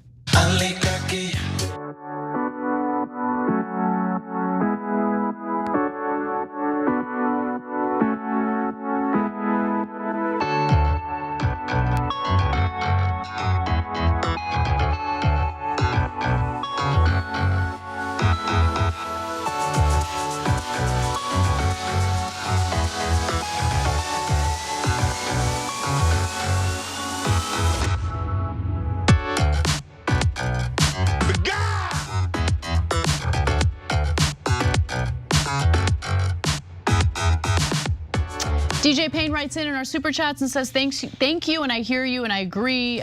You guys are doing great work. I appreciate the honesty on your platform. Thank you, I appreciate you appreciating honesty. Rage Rock for Now says, rock on Anna, thank you for being a bold crusader. Thank you. Let's go to our Twitch community, read some comments there. Wait, those are hyper chat comments, give me a second. Okay, in our Twitch community, we have Tyler Ronius, who says, much love for TYT for always keeping it real. Thank you. We have polls, by the way, and I've been too into the stories to get into the polls, but thank you, I appreciate it. Sick P44 says, child dies from measles in Texas. First person to die from measles in 10 years. Go, Bobby, go. And Bobby said, when asked about it, he said it's typical. Are you it serious? Happens. Yeah, he said it in a video today. No, it's not. Yeah, it hasn't happened in 10 years. Okay. Could be typical soon. Really chill guy, Jordan Newell. Newly married. Yes, congratulations. He simply says, solo Anna hour or show, let's go. I mean, you're here now. He checked out once the second hour started. He was like, he saw John. He's like, never mind. Yeah. Got dressed so casually to my wedding. I'm not going to pay attention to him. All right, let's go to Queenie 93236. Hakeem Jeffries giving us lip service when I have to try to figure out how I'm going to budget my money to pay money this pay, or budget my money to get groceries, pay bills, and start finding affordable summer camps to sign up for so that I can keep working while my kids are off school to try to keep a roof over our heads. I know this is the thing that's so frustrating. Like you have no idea how much I feel you. It's like the frustration of seeing what's currently happening in government and then wanting another option, but feeling as though there is no other option. Like that's so devastating. And yeah, Jeffries has to go. He's not a good he's not a good leader for the Democratic Party. You need someone with more fire, someone who's a compelling speaker, someone who wants a plan and wants to work on, drafting a plan and a strategy for the party. None of that's happening right now. He's been fundraising, but that's about it. And embarrassing himself in interviews too. Late Bloomer 66 says, oh my God, I just realized that if we stop all purchases from corporate entities on February 28th, does that include Twitch? Does that mean we need to not watch or follow our streamers, or I don't know? That's interesting. I haven't seen in discussions about it anything about that. Yeah, they say to limit it to essential. If you're talking about like gifting subs or something, I would probably suggest not doing that then. Yeah. To send a message, because again, a lot of that goes to Jeff Bezos. That's true. That's a good point. Yeah. Ryan writes in our member section and says we need to both cut government waste and also increase taxes on the wealthy. This would give the government massive amounts to help social services. I would love that plan. That's not what's happening right now, not even close. And I think the deficit's gonna explode. It's gonna be devastating. Let's get back to the show.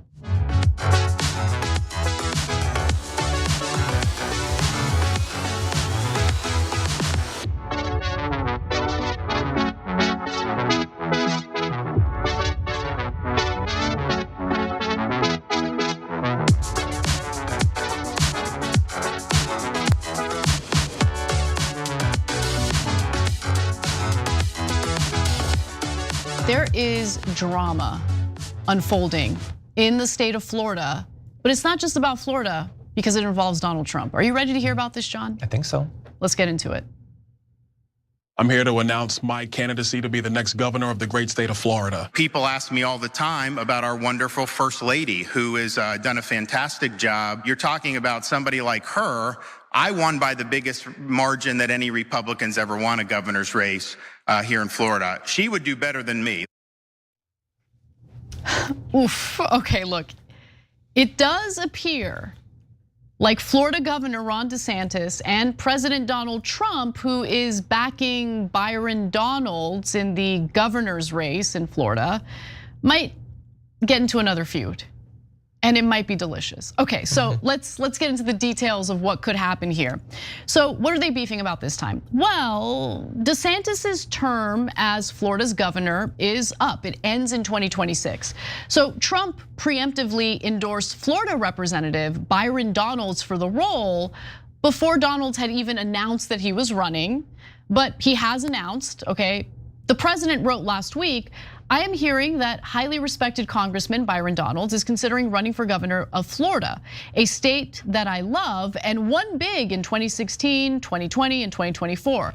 Byron Donalds would be a truly great and powerful governor for Florida, and should he decide to run, will have my complete and total endorsement. Run, Byron, run.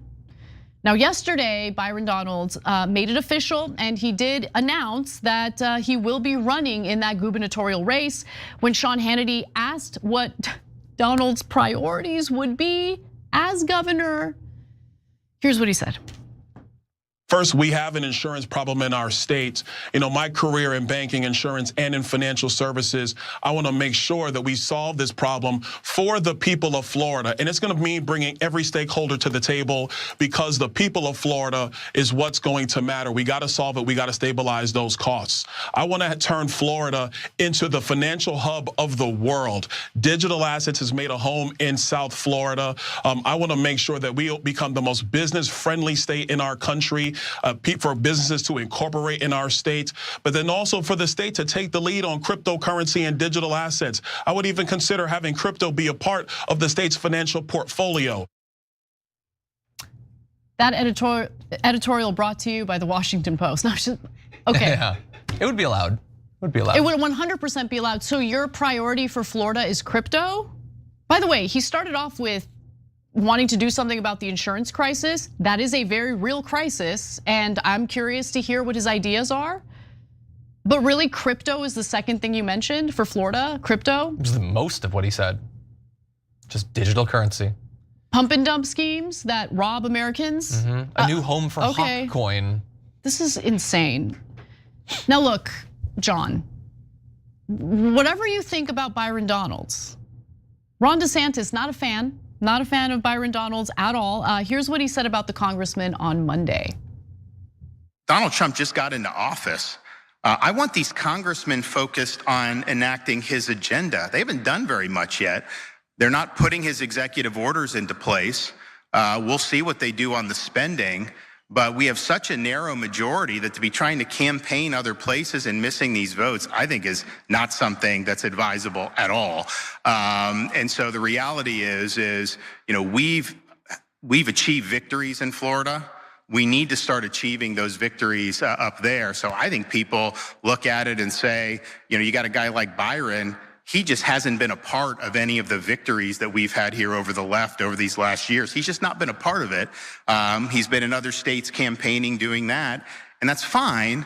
But okay, well then deliver results up there. That's what I want to see. I want to see them delivering results for the people of Florida. We deliver it here all the time for the people of Florida. Oh, Trump is not gonna like that. He's not gonna like that. Now, Byron Donalds was asked to respond, and he declined to do so, and instead talked about Trump's endorsement. And look, according to the New York Times, Ron DeSantis and Byron Donalds used to have a warmer, friendly relationship, but they had a falling out after Byron Donalds decided to endorse Donald Trump over Ron DeSantis. Now it looks like DeSantis has another gubernatorial candidate in mind, and that's his wife, Casey DeSantis. We're gonna get to that in just a minute, but I wanna jump in and have you respond. Which he had referenced earlier. I don't think, like the things that DeSantis says, I'm sure will bother Trump, but Trump, I'm sure, was already ready to. It's obvious, and I think foolhardy aspiration to once again run for president after Donald Trump's heart pops in his chest. And then obviously the stuff with the wife, which we're gonna talk about. Like imagine being like a Florida resident these days. You got Byron Donalds, who is notable because he tried to rewrite the history of segregation and slavery or whatever. I guess that was fun. That was a fun little fantastical trip down memory lane. And then DeSantis's wife, what? Why? Like, well, let's get into what does why. any of this have to do with the state? And even let's DeSantis. Get into why. Okay. Yeah, and in fact, I actually think her involvement in Ron DeSantis's presidential bid didn't work out so well for him. Look, there were a lot of accusations of that. She wasn't really vocal publicly, but apparently she was very engaged behind the scenes, and there were a lot of complaints about that. But nonetheless, DeSantis clearly wants his wife to be the victor here, wants his wife to run in that gubernatorial race. Here's what he had to say about the idea of Casey DeSantis running for governor. And keep in mind that she hasn't even announced her candidacy yet. Let's watch. People ask me all the time about our wonderful First Lady, who has done a fantastic job as First Lady of Florida. And there's been a lot of people, I was asked on it on Fox the other day about, all these people are chattering about her running. And what I said was, that's not, she's never angled for anything, right? Because that's just not who she is. I mean, she kind of, does what she does. But I will tell you this, you're talking about somebody like her. I won by the biggest margin that any Republicans ever won a governor's race here in Florida. She would do better than me. Like, there's no question about that. That would happen. And she's somebody that has, I think, the intestinal fortitude and the dedication to conservative principles that, you know, anything we've accomplished, she'd be able to take to the next level. Jesus Christ. Okay, so look, I'm gonna be fair and just note, it is very sweet how much he obviously like loves his wife. Like, he does. But why, like why? How is she, what's her vision for Florida? Like, why would she be better? There was nothing there to really sell her vision for Floridians, but nonetheless, what do Floridians think? Well, according to a recent survey by the Public Opinion Research Lab at the University, 33% though say that they've never heard of her, which makes sense, yeah. And Donald's has a 15% approval rating and a 9% disapproval rating, with 66% of respondents saying they had never heard of him. That is strange. Yeah, I don't think it's that strange. During the last primary, he was going on Fox News. He was like stumping for Trump. I mean, he wasn't one of the highest profile surrogates, but he was definitely a surrogate. Well, look, I think everyone who works in political media or is super engaged and paying close attention to what's happening politically in the country makes the mistake of overestimating how most Americans, you know, inform themselves on political happenings. You know, most people aren't paying close attention to this stuff. They've got mouths to feed, jobs to do. They're super busy, super overwhelmed, so I don't begrudge them. I'm not saying they need to be watching C-SPAN. It's just Byron Donalds goes on Fox News constantly. He does. He constantly, he's doing all the culture war, identity politics stuff, the same stuff that Desantis is 100% focused on. I felt like that would have bought him something. I mean, look, when they say they know who Casey Desantis is, it could be that it's just the last name is triggering them to be like, oh, I guess it's Desantis. Maybe if it was, hey, what about Casey? They wouldn't know. Maybe they wouldn't place it at that point. And look, it's easier to have a high favorable rating when, like, why would it be low for most people? She's the first lady. Like, she hasn't done anything. Like, why would it be a controversial figure? So it's a little bit easier for her than for a congressperson. That said, like, what I don't understand these people who, she's not angling or anything. That's what DeSantis says. Yeah, right. She's obviously insanely ambitious. And the first step, I'm governor. I'm in charge of the entire damn state, one of the biggest states in the country. That's the first thing. I don't got time to do any of those lower things. You know, other people who work their way up and serve the community and all. I don't got time for that. I want to be governor. Maybe I'll run for president instead, but if not that, governor. That's insane to me. And why does DeSantis assume that just because you're married to the person, they're qualified to be governor? It's just like with Laura Trump, all these people are just trying to create these dynasties instantly just based on last name. Yeah. That's exactly right. So I don't know, it's up to Floridians to decide, but we'll see what happens. And look, several people told Insider that, you know, Casey Desantis is an equal partner, a masterful image maker, and a powerful confidant to a man at the forefront of GOP politics. If there were no Casey, there would be no Ron. Okay, I'll put some of the blame on her then. That's fine. Also, all that stuff was, she's a confidant, an image maker. What the hell does any of that have to do with public policy in Florida? Nothing. Like, yeah, she tells him, hey, here's a thing that they're really focused on in 4chan. You should make this the centerpiece of your campaign. Okay, that's good politics. Let's not put words in her mouth, but I agree with you. I agree with you. Well, if she's driving what he does, and what he does is a bunch of identity politics BS, then I guess I can't give him all the credit for that. Some of it has to go to her. Let's be fair, it's not all he does, but that is what got him the most attention nationally for sure, right? And that was intentionally done. I mean, he went after the so-called woke mind virus to increase his, you know, ability to get recognized nationally ahead of his presidential run. Which went very well. Did not go well at all. It turns out if you go too woke or too hyper focused on woke, you might lose your presidential bid. And that's exactly what happened here. Anyway, we got to take a break. When we come back, Ben Shapiro says something that we agree with, which doesn't happen often, but credit where credit is due. I'll tell you what the issue is and more when we come back. I am scary. I am threatening. I'm Darth Vader.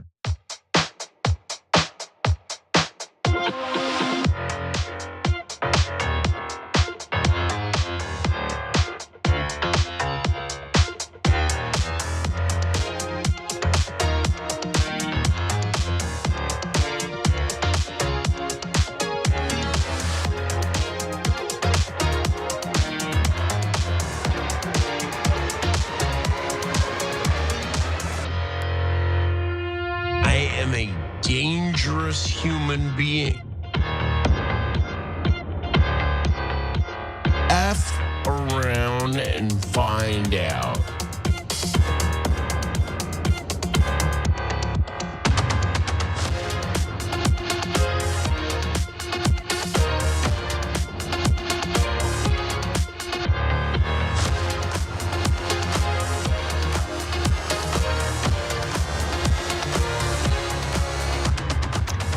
Trekkie Dragon writes in and says, DeSantis really loves the governor's mansion. Yeah, well, I mean, who doesn't want to stay in power in one way or the other, right? Jen says, today's show, man, it's been great. Love the fire, Anna. Thank you, I appreciate that.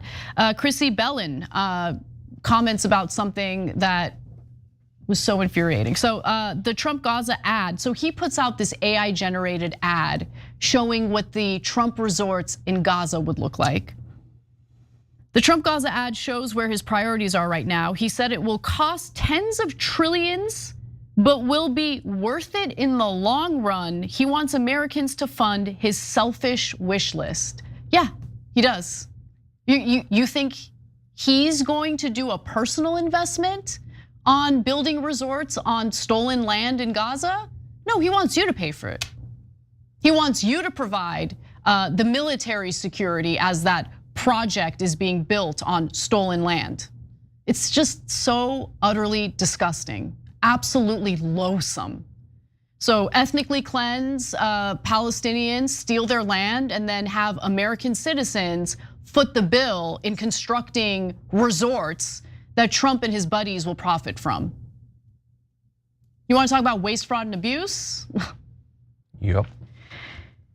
Anyway, let's go to Jonathan Borisjani, who says, I'm a fan of Massey. He's a whistleblower of AIPAC, should get more credit for it if you ask me. Yeah, we covered that story and I gave him a tremendous amount of credit because, I mean, look, there's so many cowards in Congress, especially when it comes to the issue of AIPAC in Israel. Massey's unafraid and he deserves credit for that. Susan Blackburn says there are families who have had their loved ones in nursing homes. They will have to pay out of pocket, and some homes cost $10,000 a month. Yeah, I know. Jesus. Joshua got special thanks to our new members, Joshua, Unigma, and Kyle Clark.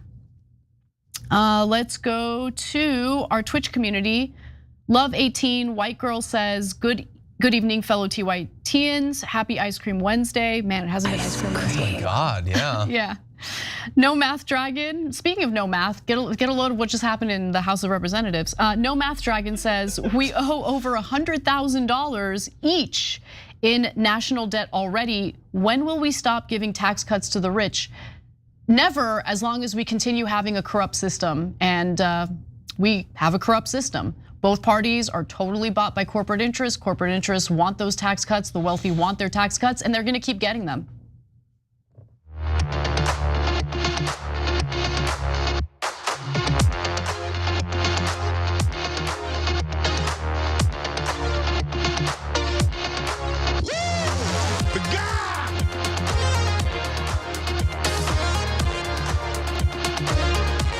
Semper Firedog writes in our Twitch community and says, TYT is the bedrock our country needs to move forward. Most other news services don't know a goddamn thing or are so biased they don't care.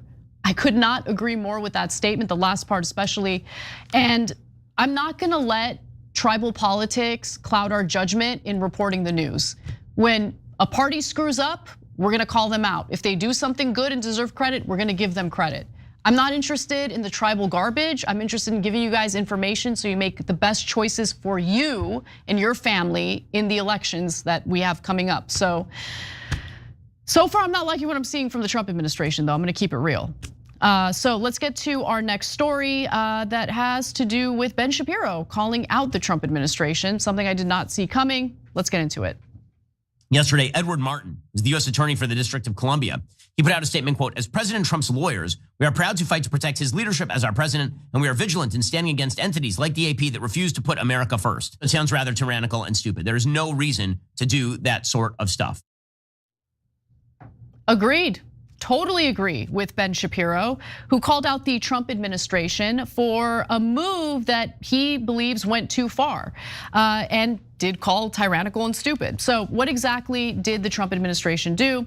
Well, as we have covered previously on this show, the Trump administration is feuding with the Associated Press over the dumbest thing imaginable. Remember, the Associated Press isn't just a news agency here in the United States. It is a wire service, meaning they provide coverage of events worldwide, okay? It's a wire service internationally speaking. So when it comes to something like renaming the Gulf of Mexico, the Gulf of America, well, Trump doesn't have the ability to just unilaterally change the name. And so the Associated Press, being an international news wire service, is gonna stick to the internationally recognized name, which is the Gulf of Mexico. Trump doesn't like that. The Oval Office and Air Force One, essentially punishing them for doing their jobs accurately as an international news wire service. The AP, by the way, is now suing the Trump administration, including Press Secretary Caroline Leavitt. Now let's watch Ben Shapiro as he admits that the Trump administration might not come out on top in this legal battle. The reality is that if the White House said the reason that you're ousted is because you won't say the things we want you to say, probably the White House loses in court on that, because that would presumably be a First Amendment violation. What they actually should just say is, listen, we're not even gonna give you a reason, right? The White House under Joe Biden didn't include any of the alternative media at all. And we're gonna treat all media equally, which means the AP does not get a leg up on, say, the Daily Wire or Breitbart or Daily Caller or anybody else in the online media. However, if you want to lose the sort of momentum that Trump has, and this is, again, I'm concerned with this because I want to see President Trump victorious. Distractions are the enemy. Yeah, but this isn't just a distraction, Ben, and he knows that. He knows. I mean, Trump can't stand any media that doesn't go along with whatever narrative he's trying to push out there. And if AP is unwilling to play ball with his unilateral renaming of the Gulf of Mexico, he does want to be a tyrant and essentially punish them for that. And that's wrong. We're supposed to have freedom of speech. And by the way, I also agree that the White House is not obligated to give everyone access to White House press briefings, the Oval Office and all of that. I agree with that. However, don't downplay this as, something less concerning than what it really is. This is tyrannical and this is wrong. Punishing the Associated Press and going after them viciously because they're not playing ball with Trump is wrong. Yeah, with your bizarre propaganda. Yeah. That Trump is obviously using to distract people from other things that he's doing. Like, nobody thinks he actually deeply wants it to be called the Gulf of America. It is deeply disrespectful to his voters. It's disrespectful to the people that will think this is stupid, but it's more disrespectful to the people who will think it's a good idea because he's playing them. You do not do stuff like this to people you actually care about and respect. And Ben, of course, is not acknowledging that. I agree with most of what you said. I think that I'm glad that he is calling it out for being looking tyrannical and covering it all. He doesn't have to cover it all. I think he loses credit when he frames the entire thing as this is only bad because it could be distracting. And I agree with you, that is not the only reason that it's bad. And it's super weird that the only thing that bothers you is that this looks tyrannical, not that he's doing tyrannical things. That he is not respecting the Constitution, the separation of powers. He's defying what the judges have already ruled. These are not things that look tyrannical, these things are tyrannical, and that's the issue. And then pretending that the AP and Breitbart are the same thing, that's ridiculous. Look, I would love for Joe Biden to have let TYT in or whatever.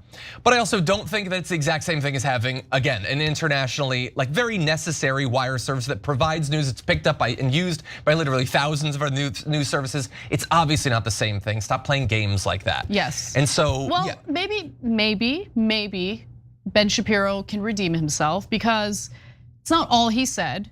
So the Trump administration then tripled down, which led to Shapiro stating that they would absolutely lose a court battle. On Monday, Ed Martin, the interim US attorney for Washington, D.C., posted the statement that we played in our video at the start. of this segment. So here it is again. It reads, as President Trump's lawyers, we are proud to fight to protect his leadership as our president, and we are vigilant in standing against entities like the Associated Press that refuse to put America first. Okay, so that is not what his role in the federal government is supposed to be. Essentially, providing cover for Trump, protecting Trump. That's not what their role is supposed to be, number one. But even more concerning is this announcement that they're going along with Trump in wanting to essentially punish the Associated Press. And that, by the way, got hit with the following community note. The duties of each US attorney's office as defined by 28 US Code 547 are prosecute federal crimes, present the United States in civil actions, and collect debts owed to the federal government which are administratively uncollectible. So here's how Shapiro explaining how that's. Here's Ben Shapiro explaining how that statement could actually sink the Trump administration's case in court. That is just conceding the actual legal case. Because if the case that you are making is that the media have to reflect the perspective of the president of the United States to be given access, you're gonna lose in court. Also, it sounds rather tyrannical and stupid. There is no reason to do that sort of stuff. But they're gonna do it anyway, because there are no brakes on this car. And so any of our norms, any of our separations of powers, like all of that stuff has been thrown out the window under this new Trump administration. And by the way, we wouldn't put money on Trump or anyone on his team listening to Shapiro. In fact, today, Trump stated that media outlets that use anonymous sources should be sued. So how's that for press freedom? He says, as a president who is being given credit for having the best opening month of any president, and okay, all right. Anyway, I'm not gonna read all that. You get the point. He doesn't like that sometimes anonymous sources provide statements to journalists anonymously because they're fearful of retaliation from their bosses or from government agencies, from Donald Trump specifically. Yeah. So he's now going to go after reporters who use anonymous sources. Yeah. Okay. Yeah. Can we bring up that tweet for one sec? Because I think there's an interesting thing in there where he's like, you can't use anonymous sources. But he does start off by saying, as a president who's being given credit for having the best opening month of any president in history, sorry, buddy, you didn't cite your sources. Who said that? I'm gonna sue you unless you divulge who said you had the best month ever.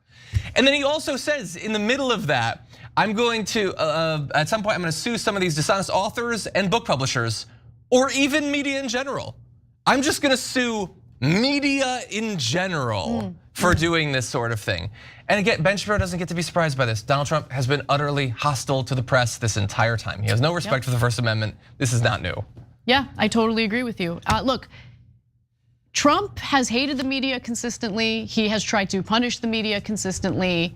He has succeeded in getting some of the billionaire, media owners like Jeff Bezos to heel before him like a little bitch. But any thought that we're talking about a guy who actually values constitutional protections like freedom of speech and freedom of press, he doesn't. He's made that clear. And now he's got a cabinet full of all sorts of individuals who are willing to play along with his unconstitutional acts. The only question is, will the courts hold? He has lost some federal court cases so far. He's won a lot of them though. And as these things kind of get challenged all the way up to the Supreme Court, there are some questions about whether those Supreme Court justices are gonna go along with what Trump wants as well. We'll see. But I will say, Amy Coney Barrett, who I was probably the most worried about, has been the most against Trump in some of her rulings. So we'll see what happens with some, so we'll see. But anyway, in our bonus episode today, we've got a lot more to get to, including that little fight between Republican Congressman Dan Crenshaw and Tucker Carlson. We'll show you what it was all about and who actually appears to be more cowardly in that issue.